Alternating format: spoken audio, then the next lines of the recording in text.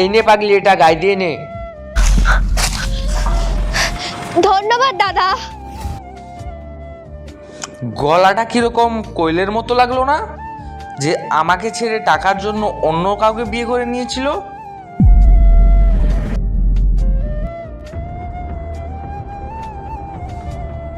একবার গিয়ে দেখি তো। হ্যাঁ দেখি, এটা তো কোয়েলের মনে হচ্ছে, কিন্তু ও এখানে কি করছে জিজ্ঞাসা করে দেখি তো। বলছি, তোমাকে একটা কথা জিজ্ঞাসা করব। হ্যাঁ দাদা বলুন।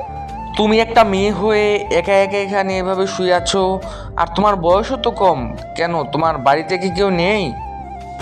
না দাদা, আমার কেউ নেই, আমি একাই। মানে আমি তো কিছু বুঝলাম না। আসলে দাদা, আমার স্বামী এই দুনিয়া ছেড়ে 2 মাস আগেই চলে গেছে।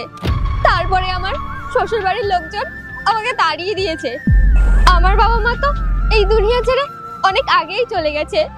আর আমার বাবা মার যে জায়গা সম্পত্তি ছিল সব আমার স্বামীর নামে করে নিয়েছিল। সত্যি এখনকার মানুষ মানুষকে না, শুধু টাকাকে ভালোবাসে, টাকাকে। না দাদা, এখনো কিছু মানুষ আছে এই দুনিয়াতে যারা নিঃস্বার্থে ভালোবাসে। আমাকেও একজন এরকম নিঃস্বার্থে ভালোবাসতো। তুমি তাহলে তাকে কেন বিয়ে করনি?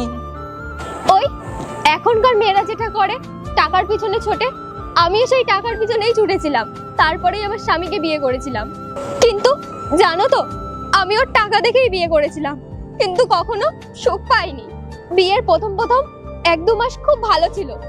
তারপরে আমার বাবা মার যত জায়গা সম্পত্তি সব ওর নামে করে নিয়েছিল। তারপরে ওর আসল রূপটা বের হয়েছিল, আমাকে রোজ মারধর করতো মদ খেয়ে এসে। ছোটবেলা থেকেই আমার মা নেই, আমার বাবাই আমাকে মানুষ করেছে। আর আমার বাবা যখন এইসব কথা শুনতে পেরেছে, তখন আমার বাবা আর সহ্য করে থাকতে পারেনি, এই দুনিয়া ছেড়ে চলে গেছে।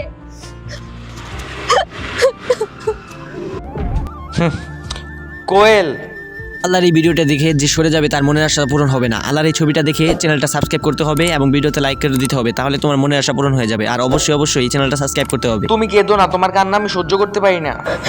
বুবাই, তুমি কি জানো তো কোয়েল, উপরে একজন সৃষ্টিকর্তা আল্লাহ আছে, আর আল্লাহ কাউকে নিরাশ করে না। আল্লাহ যা কিছু করে সব ভালোর জন্যই করে।